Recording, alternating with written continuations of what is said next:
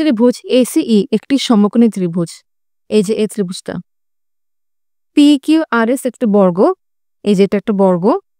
এখানে দেওয়া আছে এ বি, এই ভার দৈর্ঘ্য হচ্ছে 40/3, বিসি এই ভার দৈর্ঘ্য হচ্ছে 10, বিআর সমান সমান ইআর এবং কোণ বিইসি হচ্ছে 45 ডিগ্রি। এই যে এই কোণটা হচ্ছে 45 ডিগ্রি। ইওএফ থেকে এসি এর লম্ব দূরত্ব সমান এস আর হচ্ছে এসি এর সমান্তরাল। অতএব এই যে এই বাহু দুটো হচ্ছে কি সমান্তরাল হলে বর্গটির ক্ষেত্রফল নির্ণয় করো। অতএব যে এই যে ছোট বর্গটা আছে এটা ক্ষেত্রফল বের করতে হবে। এখানে কোশ্চেনে এ বি বাহুর দৈর্ঘ্য ছিল 40/3 এবং বিসি বাহুর দৈর্ঘ্য হচ্ছে 10। তাহলে এসি এ বাহুর দৈর্ঘ্য হবে এ বি প্লাস বিসি, যা আসে 70/3।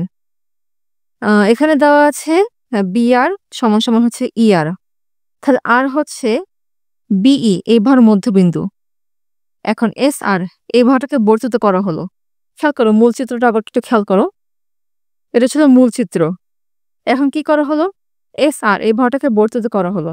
এই বর্ধিত বাহুটা এই বাহুকে এম বিন্দুতে ছেদ করে এবং এই বাহুকে এন বিন্দুতে ছেদ করে। এরপরের ক্ষেত্রে কোশ্চেনে বলা ছিল যে এস আর এই বাহুটা হচ্ছে এসি এর সমান্তরাল। খেয়াল করো এস আর হচ্ছে এম এন বাহুর অংশ, তাহলে অবশ্যই এম এন এসি এর সমান্তরাল হবে। তাহলে আর এন অবশ্যই বিসি এর সমান্তরাল হবে, কারণ আর এন হচ্ছে এম এন এর অংশ আর বিসি হচ্ছে কি এসি এর অংশ। যেহেতু এই দুটো বাহু পরস্পর সমান্তরাল, তাহলে অবশ্যই এই দুটো বাহু কি হবে, পরস্পর সমান্তরাল হবে। আচ্ছা, ফিগারটা আমি একটু জুম করে দেখাচ্ছি এখন। এই যে এটা হচ্ছে সেই মূল ফিগারটা।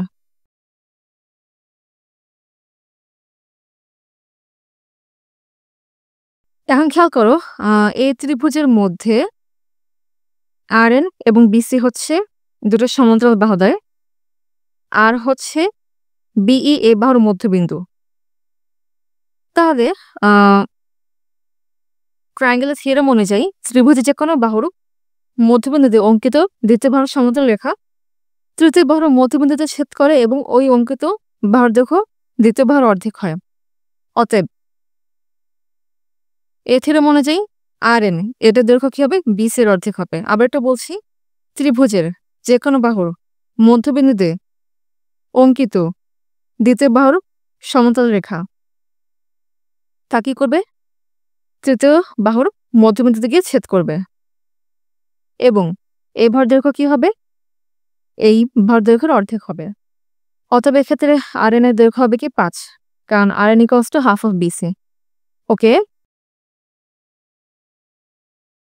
এক্ষেত্রে খেয়াল করো এন এই বিন্দুটি কিন্তু সিই এই ভার মধ্যবিন্দু হবে, কারণ এখান থেকে আমরা সেটা দেখেছিলাম। কারণ ত্রিভুজের যে কোনো একটা বাহুর মধ্যবিন্দুতে অঙ্কিত দ্বিতীয় বাহুর সমান্তরাল রেখা তৃতীয় বাহুর মধ্যবিন্দু থেকে ছেদ করবে। এই জন্য অবশ্যই এন বিন্দুটা কি হবে, সিই এর মধ্যবিন্দু হবে। অতএব সি এন সমান সমান কি হবে, এন ই হবে। এখন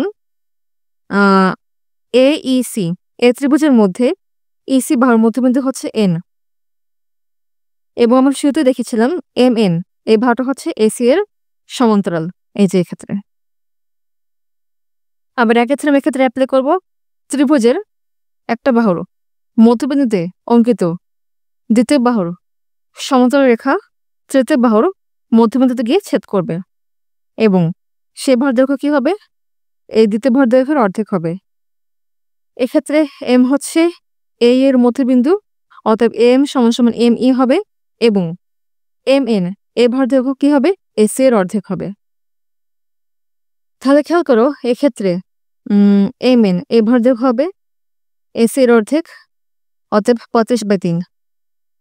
এবং এক্ষেত্রে বলা ছিল যে পি কিউ আর এস একটা বর্গ, অতএব এই প্রতিটা কোণ 90 ডিগ্রি হবে এবং প্রতিটা ভার দৈর্ঘ্য সমান হবে। ধরি প্রতিটা ভার দৈর্ঘ্য হচ্ছে এক্স একক। এম আর ভার দৈর্ঘ্য কি হবে, এম আর এই ভার দৈর্ঘ্যকে বলতে পারি এম এন মাইনাস আর এন। সো এখান থেকে হচ্ছে ক্যালকুলেশন করে এম আর ভার দৈর্ঘ্য বের করলাম। কারণ mn আর rn এই দুটো ভারদেরখ আগে আমরা বের করেছিলাম। তাহলে এখন এই ফিগারটা যদি ভালো করে লক্ষ্য করি তাহলে ms এই ভারদেরখ হবে mr মাইনাস sr। আচ্ছা, এটা মাথায় রাখতে হবে। এই যে ms equals to mr minus sr, এক্ষেত্রে mr এর দৈর্ঘ্য বসানো হলো এবং sr এর দৈর্ঘ্য বসানো হলো। আমরা তো ফিগারে দেখেছিলাম যে AEC একটা সমকোণী ত্রিভুজ। এই যে মূল যে ফিগারটা AEC এটা একটা সমকোণী ত্রিভুজ। এখানে কিন্তু কোশ্চেনে বলে দিয়েছে যে AEC একটা সমকোণী ত্রিভুজ, যেক্ষেত্রে C এর কোণ ছিল 90 ডিগ্রি এবং MN আর AC এই দুটো বাহু হচ্ছে পরস্পর প্যারালাল এবং এই হচ্ছে ছেদক। তাহলে কোণ EAC সমান সমান কোণ EMN হবে। অতএব এই কোণ এবং এই কোণ দুটো পরস্পর সমান হবে, কারণ তখন তারা কি হবে, অনুরূপ কোণ হবে। এই যে ফিগারটা একটু আবারও ভালো করে লক্ষ্য করছি। এখানে AAC এটা হচ্ছে সমকোণী ত্রিভুজ। কোশ্চেনে বলেছিল C হচ্ছে 90 ডিগ্রি, MN এবং AC এই দুটো বাহু পরস্পর সমান্তরাল, আর এই হচ্ছে ছেদক। তাহলে EMN এবং EAC এই কোণ দুটো পরস্পর সমান হবে, কারণ তখন তারা কি হবে, অনুরূপ কোণ হবে। এখন হচ্ছে EAC এবং হচ্ছে PMS এই দুটো ত্রিভুজের মধ্যে কি করব, কম্পেয়ার করব। খেয়াল করো, এটা একটা বর্গ ছিল, বর্গের প্রতিটা কোণ 90 ডিগ্রি। অতএব এই কোণ হচ্ছে 90 ডিগ্রি, তাহলে এই কোণটা অবশ্যই কি হবে, 90 ডিগ্রি হবে। তাহলে এখন ইজিলি এই ত্রিভুজ আর এই বড় ত্রিভুজের মধ্যে তুলনা করতে পারবো। কারণ খেয়াল করো, এই ত্রিভুজের এই কোণ আর এই বড় ত্রিভুজের এই কোণ দুটো কিন্তু পরস্পর সমান এবং এটা হচ্ছে 90 ডিগ্রি, এটা 90 ডিগ্রি। তাহলে অবশিষ্ট যে কোণটা থাকে, অতএব যে এই কোণটা MPS এবং এক্ষেত্রে এই কোণটা AEC এই কোণ দুটো কি হবে, পরস্পর সমান হবে। তাহলে এক্ষেত্রে কি বলা যায়, এই যে EAC এই ত্রিভুজ এবং PMS এই ত্রিভুজ এটা কি হবে, সদৃশ কিংবা সিমিলার হবে। যদি তাই হয় তাহলে অনুরূপ বাহুগুলোর অনুপাত কি হবে, পরস্পর সমান হবে। অতএব PS by EC equals to MS by AC। এই যে